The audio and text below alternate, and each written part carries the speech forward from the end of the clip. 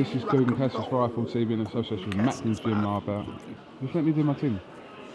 We're in Dusseldorf today for the final press conference for Fury versus Klitschko. With me, I've got renowned pundit, former cruiserweight king. I know what you're going to slip in. Model. Build it up and then say, and the guy that always gets his predictions wrong, go on. No, you know what? You come into the press conference the other day for CROLLA. Yeah. He was a man enough to, say you got it wrong. I don't mind. I only said what a lot of people thought, but they didn't want to say. They were two-faced saying, I said you'd always do it. Do you know the problem is? If you're fighting and you're predicting and you predict someone to win, if I was that fighter, I'd be a little bit concerned about that. I know. That's what I'm going to try and keep my mouth shut in future, because it was like back to front. Look at what I did with Callum Smith. I didn't say he'd lose. I said Rocky's got a chance, a puncher's chance. Rocky couldn't even find a punch to take him out. Look at. Do you know what though? Scott Quick keeps saying to me, whatever you do not bet on me. And I keep chuckling. So I think, just shut up. Do you know what though? I will give you a little bit of props, because you just say what you think. And I don't do that on camera because, I'm the fence here of the boxing world. But at least you know where you are. You just say that. You just say what you think. Yeah, at least you know where you are. And I think that's what a lot of people should be like. And so I don't mind the stick, because a lot of these guys I think will lose. I actually like a lot, and I think, boys, it's not personal. It's just, but I get it wrong anyway. So if you're a fighter, and I bet you, we know the outcome. Final press conference here. Talking's been done for so long now, and we're kind of approaching now where it will end today, and it's on. It's on at last. At last. I just think now in Dusseldorf, it's cold. It's a completely different scenery for Tyson Fury. He has his camp around him. His father's there in the background. His team's around as well. Now it's down to business. Yes, I think he'll try and create complete chaos and find calm throughout that chaos this week running up to the fight, to getting in the ring. And I would do exactly the same. We know Vladimir Klitschko is a complete control freak. He knows that as well. Tyson is no fool. He gets this game. He reads the game well. And if you watch Sky Sports 1, 7 o'clock tomorrow night, behind the ropes with Tyson Fury, it shows you it's a really deep insight to who this guy is, what sort of fighter he is, how he thinks. I think tonight it's Vladimir, but watch it, and it's a good insight into how he thinks, how he looks at a fight, and he's very truthful with himself. He's going to come out and give it his all. He's not going to be one of these fighters that said, look, it's just one of those things, and the judges or whatever. I can't see this fight going the distance, regardless, I can't see it going the distance, because they'll not want to go out like that. He's thinking, I'm going to go out a winner, or you're going to have to carry me out of this place, and he's going to really put it on. What will Klitschko be thinking right about now? He's trying to be cool. He's trying to completely dismiss Tyson Fury as some raving lunatic. Good. That's how he needs to look at it, because usually my old trainer said the worst people that you have to fight are the people that don't know how to fight. Now, Tyson Fury does nothing in an orthodox fashion. So how can you train for Tyson Fury? How can you train for somebody that's so big that switches from southpaw to orthodox? So Vladimir wins or not, he's going to look messy. He's not going to go his way unless he completely jumps on Tyson from the off and shuts him out. The further this fight goes, the messy it's going to be, the harder it's going to be. And some fighters, when it's a messy fight, they seem to find that punch, they seem to find that dig, they seem to find that calm through the chaos. And that's what Tyson's trying to create. Will Fury have to be different, the best he's ever been? How has he got to be come Saturday night? He cannot get in the ring and go back to corner at any point and have any kind of pity party. He cannot feel sorry for himself. He's going to be completely 100% confident within himself and everything he's doing. He's got to. He can't afford that. This is top level, top tier now. He's here now. This is his chance. This is going to be the hardest fight in his life. If not physically, emotionally, it's going to be a gut check. And this is where he will learn and make him either better or break him as a fighter from what happens on Saturday night. Even all the build-up around it, it's going to be most important to the development of him emotionally, physically, mentally, because it's a big deal. He's in with a guy that's now perfected his style to being almost unbeatable from being a guy that had been stopped 3 times. So now Vladimir knows what it's like to be on the losing end. Vladimir knows what it's like to not be able to figure your way around. Vladimir now is 39 years old.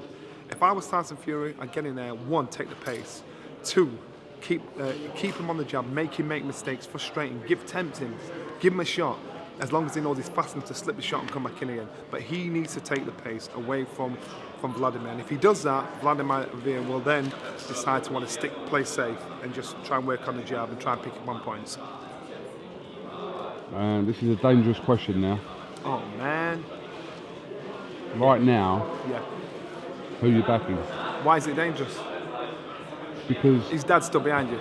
No, because I'm worried if you pick Fury. No, I would like Fury to win, and it's no secret, and I won't change it again.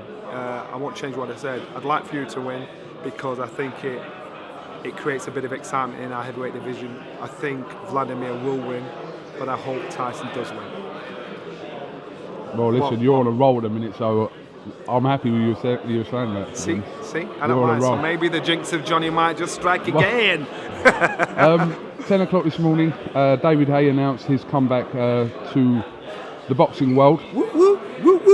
Press conference in London at the O2. He'll face Australian Mark Demori. First of all, obviously you're happy he's back, I can tell. And what do you make of his choice of opponent? Good, because listen, he's been out of the ring 3.5 years.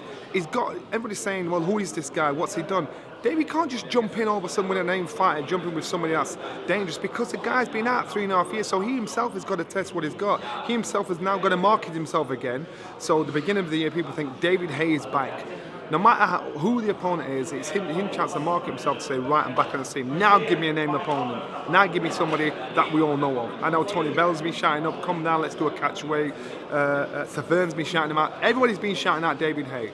Why? Because David Haye is a name and it's a good scalp to get. David Haye is still young enough, still fresh enough, 35 years old, and has the experience to create mayhem. They're all of a sudden starting to talk about David Haye, Anthony Joshua. Don't do that. Too early for Anthony Joshua, in my opinion. David Haye, the winner of, if Tyson Fury is the winner of this, Tyson Fury said no, he's not going to give David Haye another shot at it because we've been down this road twice before. I don't know if he'll change his mind or not.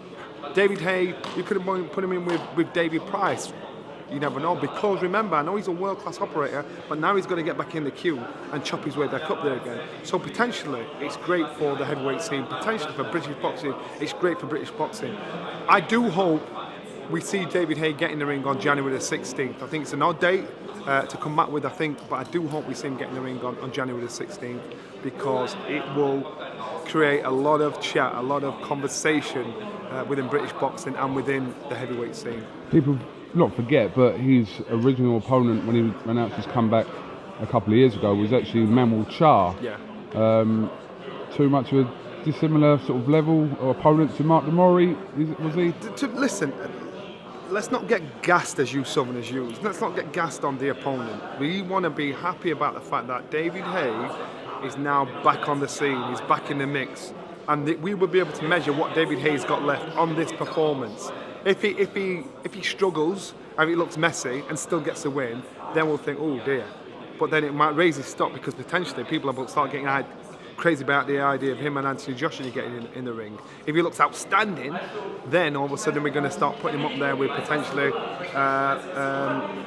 Wilder, or even trying to talk up a fight with Klitschko all over again if Klitschko wins, or even Fury. So potentially for him just to be back in the mix, to me, it is good for our game. And like him or not, you've got to admit, it is. I forgot what I was going to say now. It's because I was just on a roll. You were on a little bit of a roll.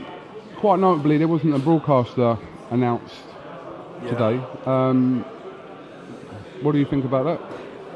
I'm surprised, and again, David does it how David wants to do it. It's create intrigue. They've got to be in talks with somebody, a broadcaster. I've not heard anything from our shores, so they're in talks with somebody. Yeah, I'd like to see him on Sky. Of course, I'd always like to see all the fights on Sky, but I don't know where it's going to be, who it's going to be broadcast with. But I'll be there. In the morning, got to be there.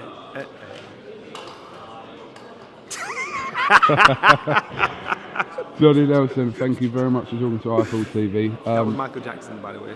I know. We'll speak to you later on in the week about De Gaulle and Boucher, which is also live in Sky Oh, Sports. yes. We'll talk about that in the week because today's Alright. Fury, No but we'll talk about De Gaulle and I think it's Boucher in going the to kick week. off today. You want to put 50 pence bet on it?